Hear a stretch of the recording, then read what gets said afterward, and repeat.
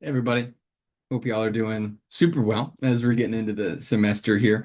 In the first couple of weeks here, as we're getting going today, we're going to be talking about historical trends in medicine, give a little bit of overview on that, and then historical trends of population health. So you're going to get all of that. We're going to talk a little bit high level on all these things, get into a few specifics here and there, but really talk about some of these major trends. It's going to add some color and some depth into how we think about the sociology of medicine, talk about medical sociology. So, first up, reminder to submit your weekly Moodle prompt. So, remember to complete your reflection by the end of the week and then respond to at least one other student's discussion prompt as well. Just a general reminder there. And so let's start with the historical context of medicine. And this is taken some from the Barsu 2014 reading and the Rhodes and Underwood reading from 2024. So just some key points that I want to highlight here, and because they both discuss the key stages in the history of medicine. And I really want you to be thinking about the transition from traditional healing practices to the scientific methods of modern medicine and biomedicine. That's what I really want you to be considerate of how this has evolved, both scientifically and socially. So some key points from the readings here.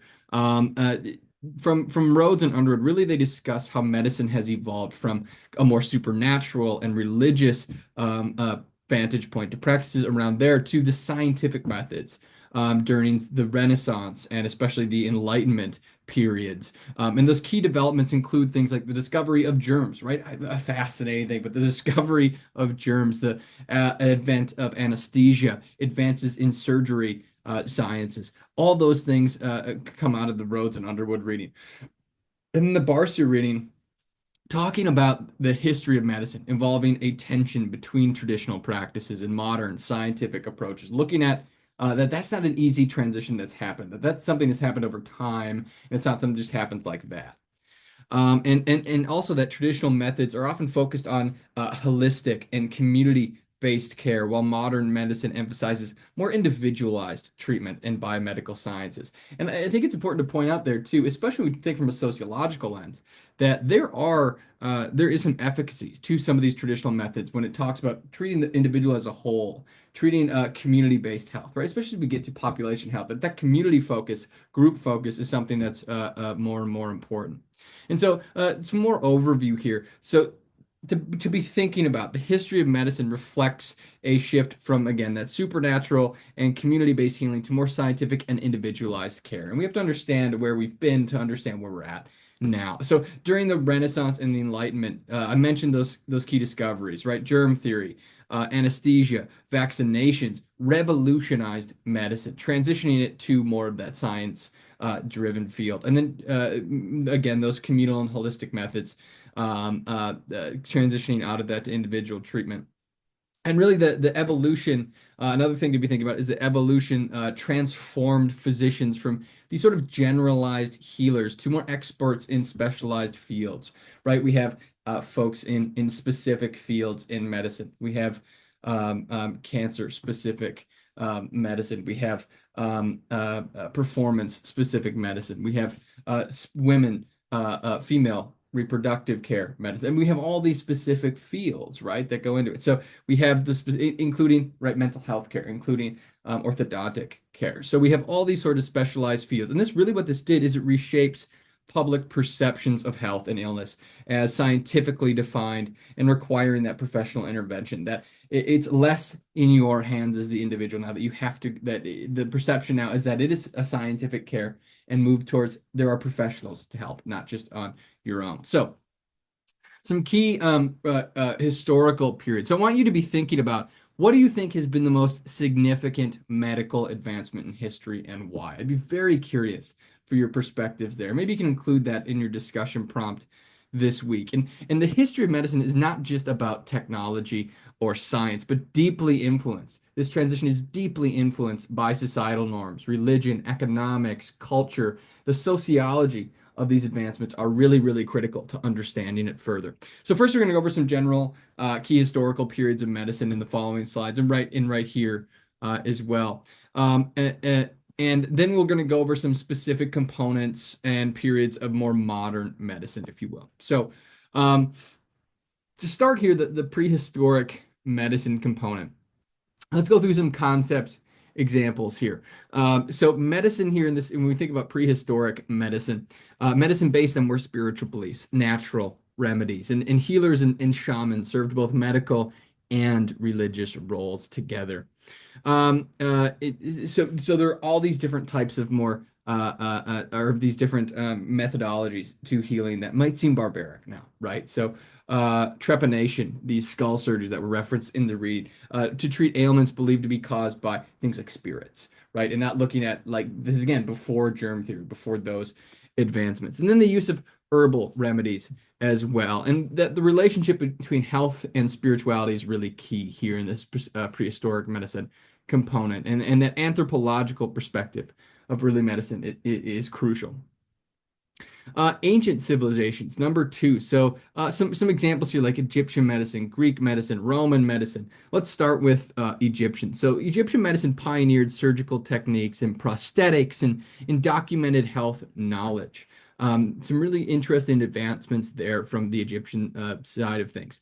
And then Greek medicine. So the humoral theory. So they talked about the balance of blood, phlegm, yellow bile, black bile, the different types of key elements here, the key humors in Greek medicine. But taking that medical component that shifted the focus from supernatural explanations to naturalistic approaches. So started that evolution towards the scientific approach. And then Roman medicine focused on public health systems, things like aqueducts, sewers, and battlefield surgery. So the rise of those focuses. I want you also to be thinking about how do these civilizations influence the intersection of medicine and public health. So think about that, right?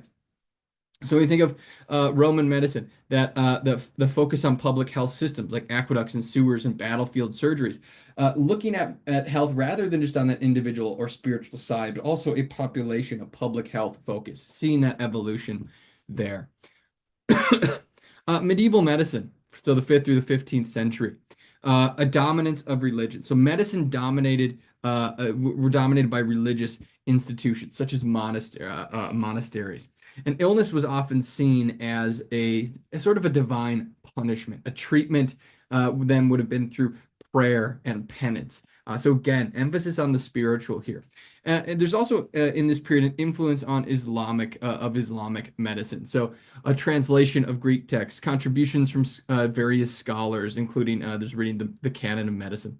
Hospitals as centers of learning and care, so of both. So there's this important impact and influence there as well. And then some challenges here of medieval medicine, the limitations of scientific inquiry and the reliance on mainly outdated theories with not a lot of advancement in medieval medicine. And we could talk more about as we go forward when we hear about like the Dark Ages, right? I'm sure you've heard that term before. That's a little bit of a misnomer because it's not as if there are a lack of scientific advancements in the Dark Ages, including medical advancements. But that's something we'll talk more about. Yes, there's a reason why it's called the Dark Ages, but there also are some important advancements that we'll consider, and some are talked about in some of the contextual readings to be thinking about more and more at this period. Again, here the role of faith and religion, how it really influenced medical ethics during this period of time. Then the Renaissance and the scientific revolution, 14th to the 17th century. Some key shifts that occurred here. So the revival of classical knowledge and experimentation. Various figures really revolutionized anatomy. And those are mentioned in the readings too. And then Harvey's discovery of blood circulation really challenged long-held beliefs about health. And so we had some key advancements here in this Renaissance and scientific revolution period. And the impact here on modern medicine. So medicine became more empirical, more systematic. We see this scientific influence really take hold. And then I just really want you to think about the medieval and Renaissance medical practices, right? Think about the key advancements here of these 300 years, the 14th to 17th century, compared to the 10 centuries of 5th to the 15th. So there's some really important scientific influences and like it's titled revolutions here. The industrial era and rise of modern medicines, the 18th and 19th century. Some key developments here, like we've already talked about a little bit. We've already mentioned germ theory, anesthesia, antiseptics. These things revolutionized surgery. And then vaccines became a more preventative tool. So things like the smallpox vaccine during this time. That's really, really important too. While we understand modern medicine, a lot of this comes from foundations here in the industrial area and rise of modern medicine. Um, some public health movements as well in this area. So urbanization led to increased focus on sanitation and infectious diseases. And then the 20th century. So looking at this more modernization of medicine. So advancements of like antibiotics, thinking like penicillin, imaging, x-rays, CT scans, organ transplants is another. These more modern medical advancements in this era and the rise of biomedicine and specialization. And then there are some key sociological impacts to think about at this time too. So the introduction of universal healthcare systems in certain nations is something we'll continue to talk about in this class of the role of government, the role of these big institutions in society on medicine. And then growing disparities in things like access to care and the cost of care, and the access to quality care, as we have such differences in not just care access, but quality of it. So think about how 20th century medicine shaped perceptions of health and inequality. That's going to be an important through line here. Finally, current trends and future directions. So some key focus areas in current trends. So personalized medicine, telemedicine, AI in diagnostic tools and surgery tools.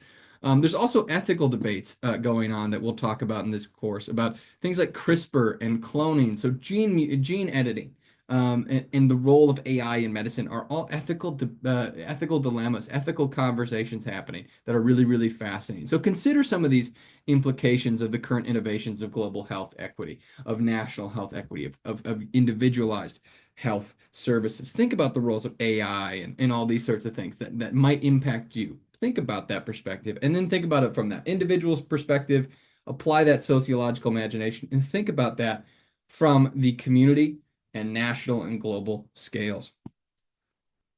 Historical context of medicine. So I also wanted to add a couple of key sociological themes for you all to have a through line and to be thinking about critically throughout this. And really thinking about these things throughout this entire course. These are really big components here. So medicalization.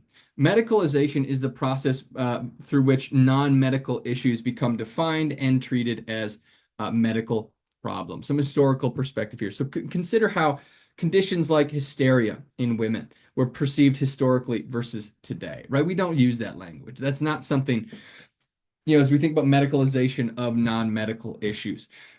That's a really important piece when we think about how do we control society? How is there social control? Economic and equitable disparities there. Medicalization is a really, really important component of how we look at how medicine is impacting society and controlling certain groups in society. Medicalization is really, really key. We'll actually have a full week just on medicalization and the sick role. Social determinants of health. So class, race, and gender significantly shape access to healthcare through systemic inequality. So historically, lower socioeconomic status has limited access due to cost barriers, geographic disparities, and racial minorities have faced discrimination, segregation, cultural insensitivity within the healthcare system. So, and all these things exasperate those disparities around health outcomes. And gender biases, particularly against women and non-binary individuals, have led to the dismissal of symptoms and unequal research representation. So less research on these folks in these communities. And dismissal of someone coming in with symptoms and a doctor dismissing them. There's greater prevalence of that in gender-based biases. And then over time, while policies like Medicare, Medicaid, the Affordable Care Act have improved access in certain areas, these social determinants still, to this day, perpetuate unequal healthcare outcomes. So it's a really important through line for the course and what we're thinking about in medical sociology. And then medicine and power. So this is, remember, in the readings they mentioned Foucault. So the medicine, in his perspective, there was that medicine is a form of social control. That institutions like hospitals and asylums act as sites of surveillance, of social surveillance of certain groups. So again, medicine wields power by acting as a form of social control in this perspective. It defines norms of health. It defines and pathologizes deviations and regulates behavior. Some medicalization component in here, but identifies what is a pathology, what is an illness, and what is not. And that's a really important, powerful aspect of medicine that can regulate behavior, right? If you're told that yelling in a public place, yelling obscenities over and over and not stopping is a form of illness, you're not going to do that, right? That's an example of how we can regulate behavior through medicine.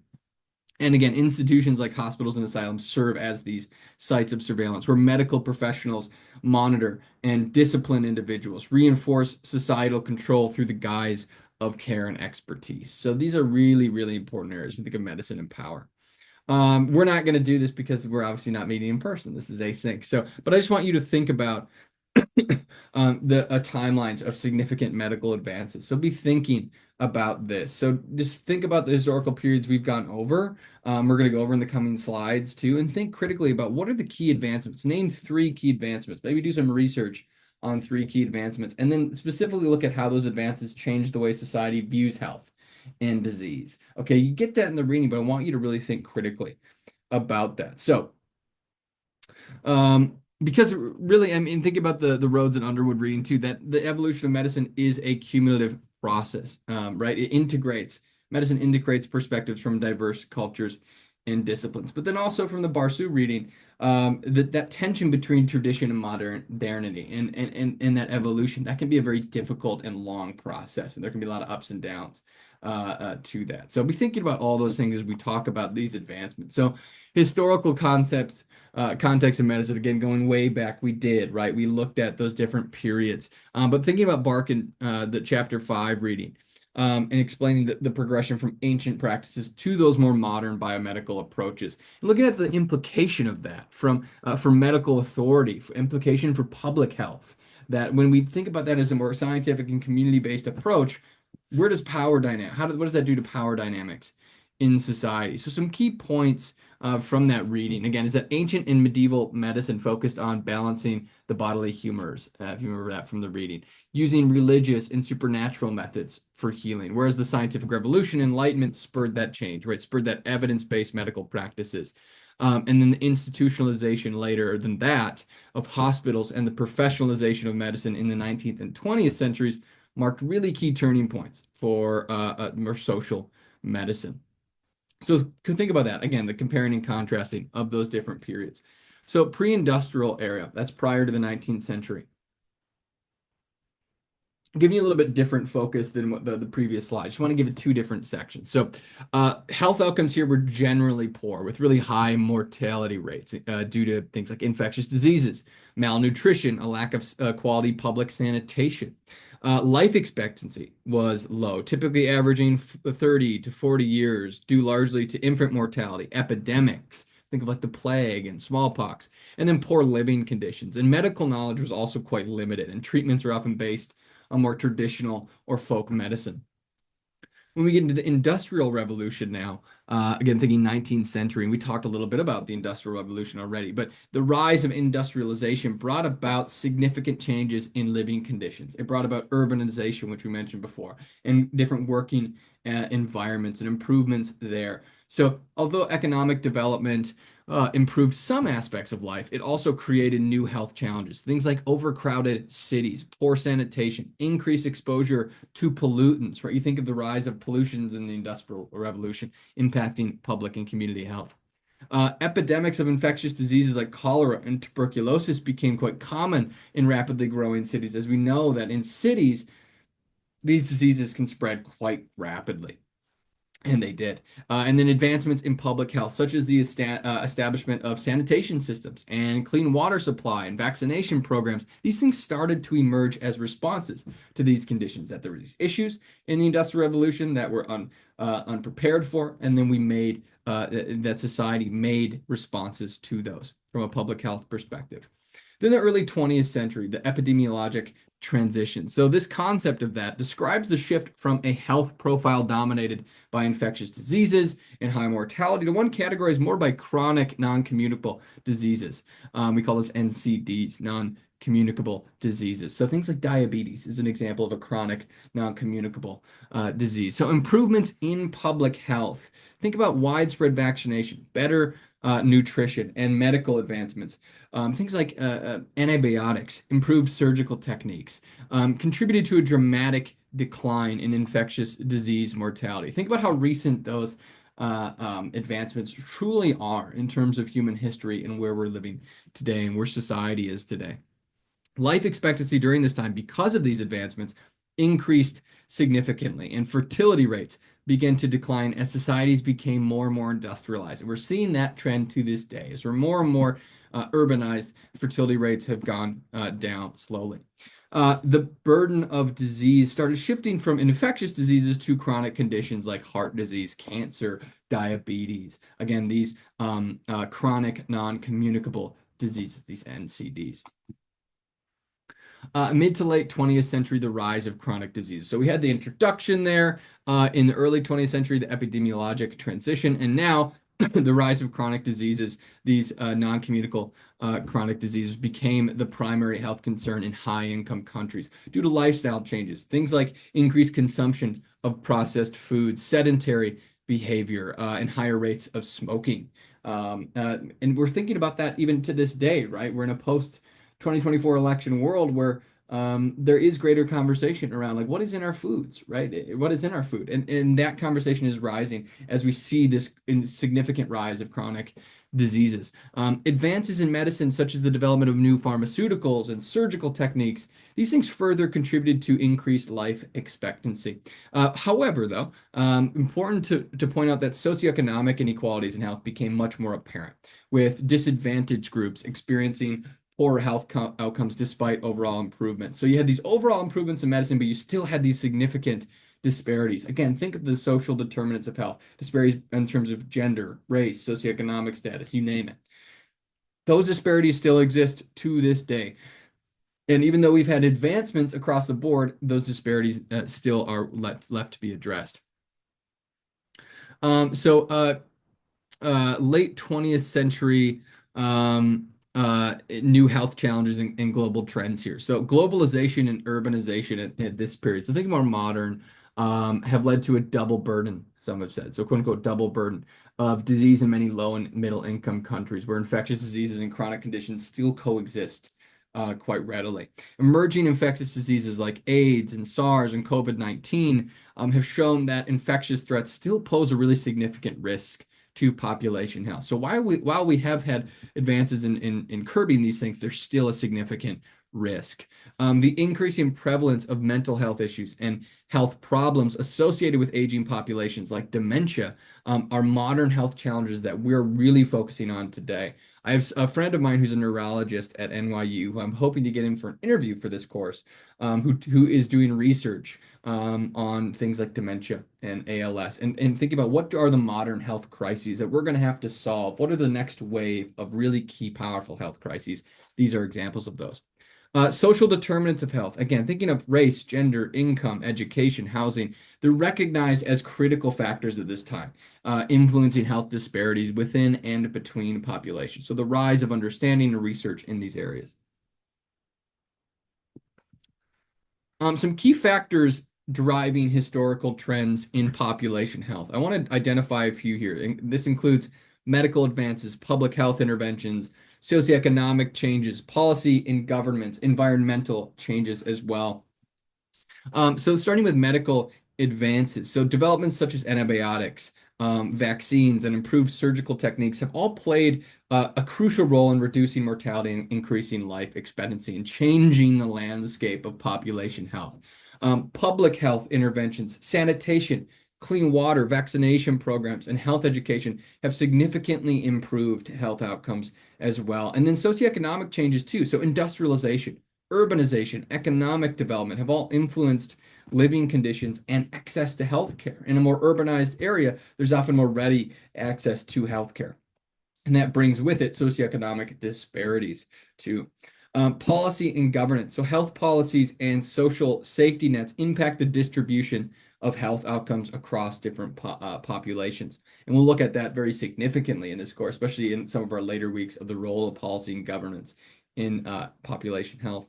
And then environmental changes. So pollution, climate change, occupational hazards, these have created new health risks, particularly in industrialized settings. Okay, so those are really key. We're looking at the first wave of potential extinction related events to climate change. And we often, and maybe it's sometimes difficult to think about that. Like, how do we think about environmental factors and climate change as population and public health issues? Well, it directly is impacting the health of humanity and the health of certain nations and populations. And we may look at specifically South Africa. I've actually been, and we can talk a little bit about what are the specific climate related public and population health issues that South Africa is facing because of climate change. We'll look at all those things. So these historical trends that I've just talked about in a few slides, they illustrate the dynamic nature of population health, shaped by a complex interplay of social, economic, and medical factors. And really understanding these trends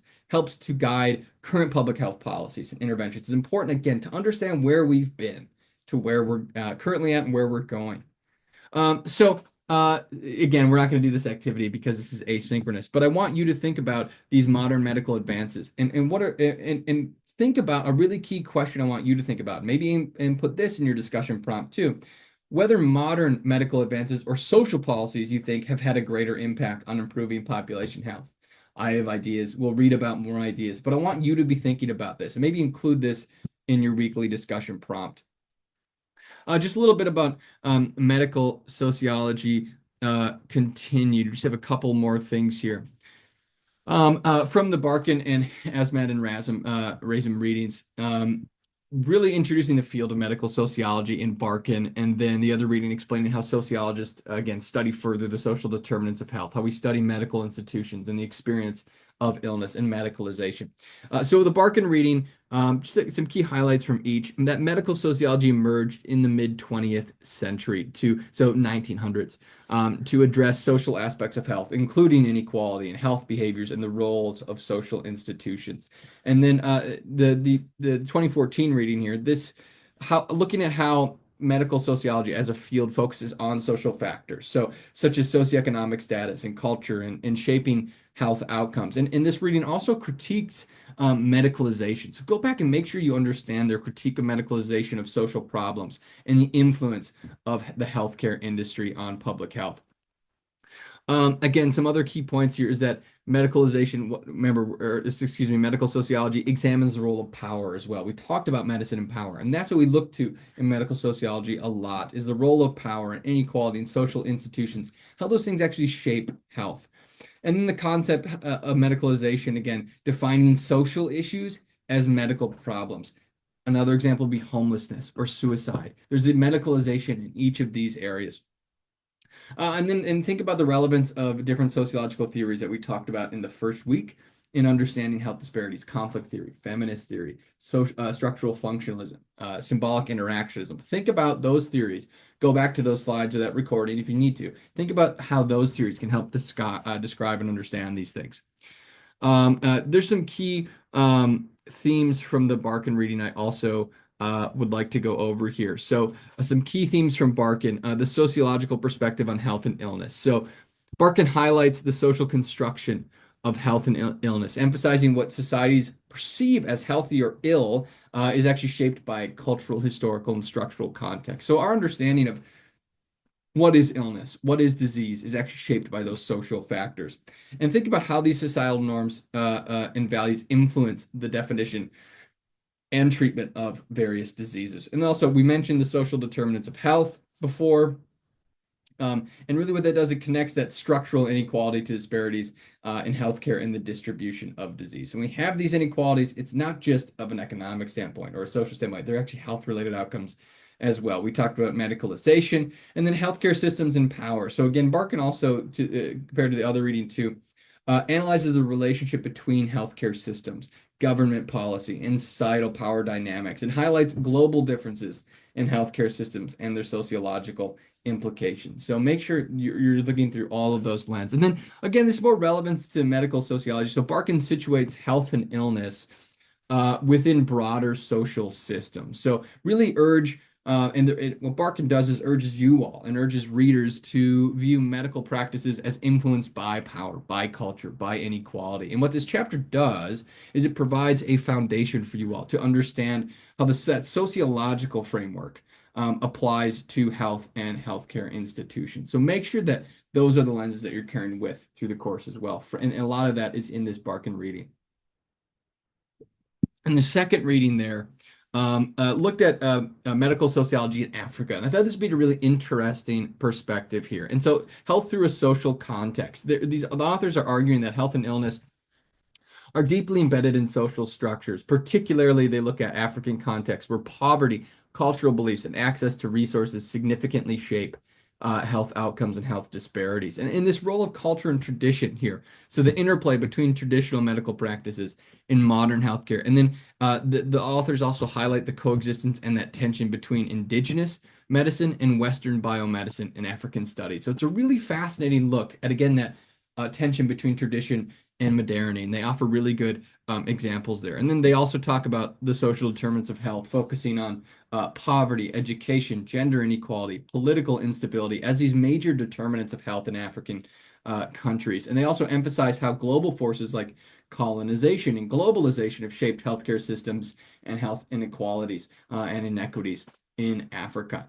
They also have this community and collective health perspective here, and they stress the importance of community-based approaches to health, particularly in resource-limited settings. So how do you make sure that when you're applying public or population health initiatives, you're providing health-related services that that you're taking this community perspective of identifying what are the cultural specifics of a certain community? How do we access and respect these communities? And then the authors also advocate for integrating social and cultural understanding into public health initiatives. And this is not something specific to Africa either. This is also in our specific communities in Western countries as well and across the world, that this is a practice, and data demonstrates that this is a more effective approach, that how we deliver health education, how we deliver health practices and resources and access should be integrated through those social and community lenses. So again, some relevance to medical sociology is here, is that the authors here expand the scope of medical sociology by focusing on non-Western contexts. That's why it's a good example for you all to read, and showing how local cultures and global structures influence health outcomes together. And their work here highlights the need for culturally sensitive and socially aware health interventions. Okay. And just there's also some additional notes in the slides that I'll be posting to the Moodle page as well, so you can take a look at there. Again, an activity we're not going to do, but just think of examples of health issues that have been medicalized. So think of ADHD, obesity, and consider the social implications of what are the social implications of the medicalization of social of different issues like ADHD and obesity. Finally, so there's just, I think, two more slides here, 2 or 3 more slides here. So the historical trends in population health. So this is the Stretzer Streeter reading. And just want to give you an overview here. Some key points is that population health has evolved significantly over time. So it's been shaped by industrialization, public health policies, economic development, things we've kind of already talked about. And that the author here highlights the epidemiologic transition, like we talked about in previous slides as well, where society shifted from high mortality due to those infectious diseases to chronic conditions as living standards and public health improved. So historical events like the Industrial Revolution, pandemics, wars, these things profoundly influenced health outcomes, often exposing the various disparities that maybe were not in the public eye. And then economic development has also played a dual role. So both improving health through better resources, but while also creating inequities without robust social policies. And public health initiatives like sanitation, vaccination, and disease control have been pivotal in reducing mortality and improving overall health. So make sure that those things are fully aware, and this reading does a good job of looking at that. And I actually already talked about the key factors driving historical trends. You can go back to the prior slide, but think about medical advances, public health interventions, socioeconomic changes,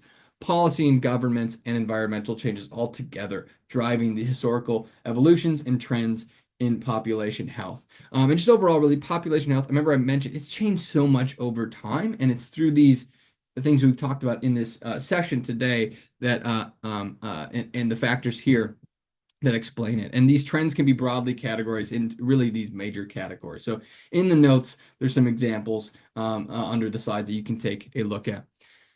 And then integrating these concepts of medical sociology and population health trends. So just some kind of last some key points here in the last two slides is just again just to kind of solidify this for y'all.